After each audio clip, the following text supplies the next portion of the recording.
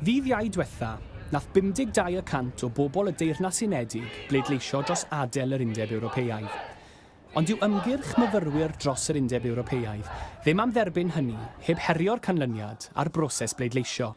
Wnaethon nhw ymgynnull y Mae Caerdydd prynhawn i gynnal protest yn erbyn Brexit a'r ffaith nad oedd ganddyn nhw, fel pobl 16 ac 17 mlwydd oed, yr hawl i ddweud yn y cwestiwn mwyaf i gael ei roi ger bron y genedl ers cenhedlaeth.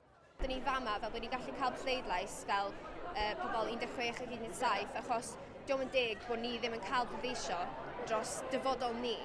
Wel, fi'n teimlo'n digal onest, achos ddim hyd yn oed oherwydd y cynllun. Obviously bod ni'n gutted achos ni ddim i fewn, ond dwi'n teimlo fel dylen ni cael yr hawl i pleidleisio, achos dyfodol ni, mae'n dewis dyfodol ni, nid dyfodol y pobl arall. O'n i jyst yn meddwl, beth nawr, oherwydd dyfodol ni yw rhaid ni cael pobl fel hwn i dod at yr Senedd a jyst protestio pob un dydd tan ni'n cael yr dewis ni. Nath Cadarn ap Thomas ymgyrchu gyda democratiaid rhyddfrydol i aros yn yr Undeb Ewropeaidd, ac mae e'n dweud bod gan bobl ifanc bob hawl i deimlo fel ei bod nhw wedi cael eu hanwybyddu a'i gwthio allan o'r bleidlais.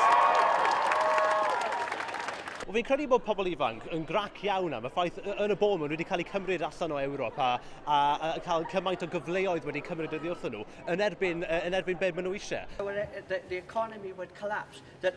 Ar ôl sefydlu hunain tu allan i adeilad y Senedd y Mae Caerdydd, nath David Rowlands, un o aelodau seneddol UKIP, ymddangos i siarad gyda rhai o'r protestwyr.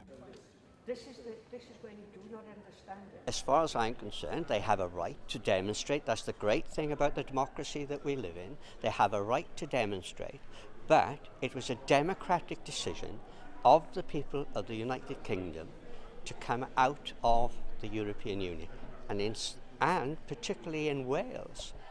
Yn ôl Felix Milbank, arweinydd y brotest, mae dyfodol Cymru yn yfantol, a'r bwriad yw i barhau gyda'r protestio nes bydd ei lleisiau'n cael eu clywed gan wleidyddion y wlad. Byddwn ni'n protestio pob dydd lan at Adroddiad fel 6 y gloch, 7 y gloch, fel bod pob aelod seneddol yn gwybod am byn ni moyn am y dyfodol, a ni ddim yn mynd i stopio nes bod ni'n cael yr hawl i pleidleisio ac al referendwm erbyn diwedd y blwyddyn.